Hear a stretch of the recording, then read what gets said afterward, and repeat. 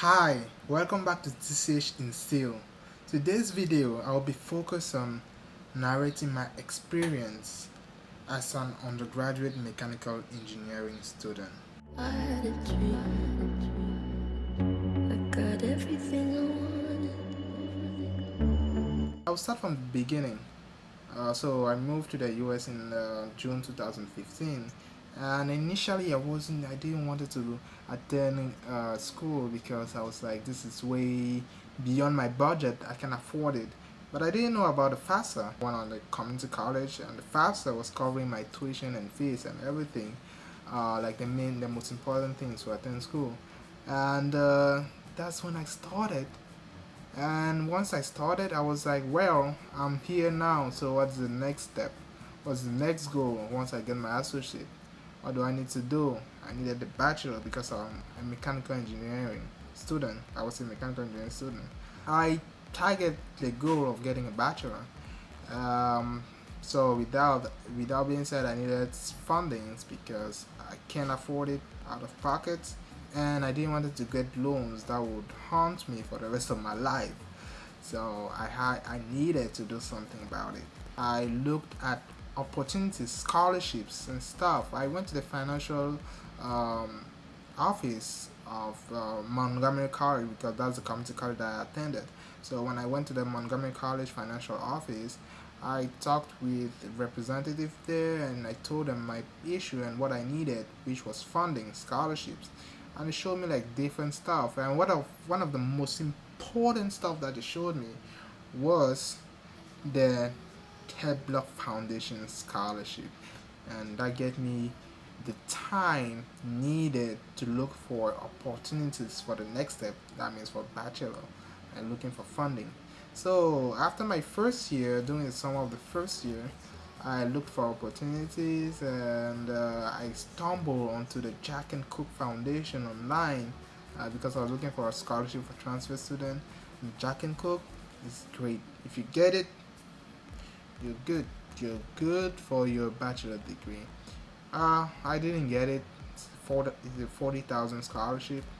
They didn't give it to me. But I learned a lot from just applying. The application process made me think about my whole life and basically reprogrammed me to think more logically about my life planning. And I was able to, like, because they had some questions about what is your plan, what do you want to do and stuff, what have you done in the past, and this question of what I've done really guided me to be able to be able to find the right path. Because after that I was just striving for the best things, the best options, trying to become president of clubs, creating club. I created a club, doing volunteering activities. At first I was just doing it for the sole purpose of getting funding for a bachelor, but while I was doing it, I felt good about it. I felt like I was contributing to society, and there's nothing better than that. The feeling of contributing to people's life. And one of the person who helped me throughout the application of the Jack and Code was the director of the honors program at Montgomery College, Dr. Lucy Love. She really helped me to get this application straight. Once I was about to graduate, I didn't get the Jack and Cook Foundation scholarship, and even though I didn't get the Jack and Cook Foundation, I got fully funded from this school, Clarkson University. I'm so grateful of the donation, or all the donors who did this. It was a life changing. At first, I was kind of reluctant because at the same time, I also got admitted to Berkeley at the time to complete my bachelor, but they didn't give me no fundings. So I was like, well, maybe I should just take a loan. And then one day I woke up. I think my rational thinking just kicked in and surpassed my emotions, and I was like, what was I trying to do? Getting loans instead of getting a fully funded degree? No, that's not something to think about. So I discarded Berkeley and I decided to go to Clarkson University. The funding was great. I got a very nice experience there. So once I got to Clarkson University, I was thinking about the next step, and the next step I had to do the same thing that I did at Montgomery College. That means contacting the faculty, and the person that I contacted, which was my first point of contact, was Dr. Gaz. And then I told him my plan. I mean, before I came to him, I did my own due diligence. So looking for fundings for a PhD program, and during my time there at Clarkson University, because at the time it was kind of difficult because I moved from being working part time while going to school to not working at all, which was one of the conditions of getting the scholarship. But at the end of the day, it was good. I had to look for extra funding so that I can pay for my bills and stuff. So I went to the director of the honors program and I told him about the gold water that I found online that I'm planning to apply for, and then he mentioned all the fellowship that I can be eligible for and that I should consider. Um, I considered, but the main focus for the first year was applying for the gold water, and he also thought that it was a good idea to focus on that first. So I focused on that, and because I was trying to complete the application of the gold water scholarship, I fall I stumbled into the MIT Summer Research Program, and that was a pivotal. That was a nice thing. That was the best thing.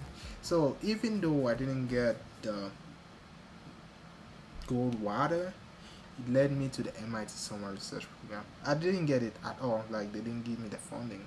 But I went to the MIT Summer Research Program and I got some nice experience, met new friends, and it was awesome. It was the best summer in the US ever. It was my best summer in general. So once I got back, I felt good. Was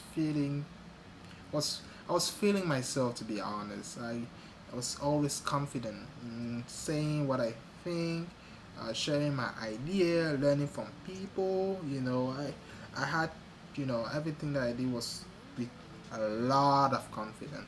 But with time, it started fading because I wasn't, you know, I walked away a little bit from MIT, so it started fading with time, and then it come back to normal. So basically, I think I was at a high excitement, and then after fell back. So that wasn't an issue. I mean, confidence sometimes is not very good because it makes you become even overconfident, and when you're overconfident, you don't think critically anymore. You think with a lot of emotions.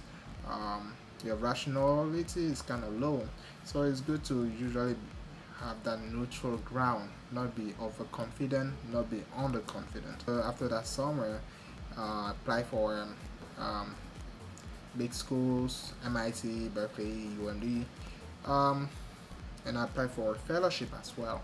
I think I applied for like 3, 4, or 5 fellowship, and the following semester, which was spring 2020, where the COVID hit us hard, um, I had to make my backup plan, and my backup plan was to get a job. So I started looking for the best company first, which is a big mistake. Don't do that. But it's most likely that your first company that you interview for, they will not they will not give you anything. They will be thank you for your application. We decided to move with another candidate. So don't start with your best options. Keep it when you feel yourself, when you feel ready. That's when start applying for the big companies. So that was my take on applying for companies. So once I graduated, I didn't get no good news. I waited for good news, didn't get any. One of the biggest thing that I failed to do during my undergraduate was having internship experience in company. I didn't have that, so it really I feel like it made my resume a little bit just a little bit weaker. But I think my resume is still strong enough though. If you're a mechanical engineering student right now, still trying to finish your bachelor, if you're a junior, or just if you're a rising junior or a sophomore, rising sophomore, try your best to get at least one summer internship in company or a co-op. Try at least one, especially if you're trying to get a job as soon as you graduate. So I didn't do that, so I didn't get no offer from any company. Any all the company that I applied for didn't get no offer. Now I waited for schools. The first school that I heard from was UNB. When they talked to professors, look at labs. Didn't get returned back on campus. Didn't get any updates. Waited for news for fundings. Nothing. Fellowship that I applied for, everything went into disaster. Nothing. Nothing. Nobody. Nada. Zero. And I was like, wow, no school, no job, no job and no school. This is unbelievable. And Berkeley came, same thing, admitted, no fundings. I was like, no fundings twice? Come on, no fundings twice. So, but for this time, I didn't give up. I didn't just like, I didn't have even an options to choose another route. So I had to make my brain think a little bit, and I went on the website because the person who called me to announce to me that I was admitted but with no funding told me that there are opportunities like becoming a TA or research, working as a graduate student researcher. I was looking for a professor and then I found one, and I asked because you need to ask if you don't have. So I asked if I could volunteer in his lab, even just volunteering would be good enough. I don't have no fellowship with me, so I don't have no fundings, but I will need to get experience working in his lab. So he got back to me just recently and so he gave me not just the volunteering, but he gave me the graduate student researcher position. And I felt really good about it. And honestly, this is just like a summary of what happened in the last 4 years, no, 5 years, yeah, the last 5 years. Um, but there were a lot of ups and downs, a lot of rejection, like all the fellowship that I didn't get, the companies not giving me any offers, and you know, scholarship rejections. I had a lot of those, but I was still able to get one or two, fundings, and which helped me to complete my undergrad without spending any money. If I did it and you are in the same shoe like I was 5 years ago, you can do it as well. You just have to be dedicated to get everything necessary to get that done. You usually say that some people are lucky, but you gotta try to make the luck comes towards you. And I hope you enjoyed the video. Please like and subscribe. And if you have any question about anything, about my story or anything else, please add it in the comment section below. And thank you very much, and see you in the next video. Thank you.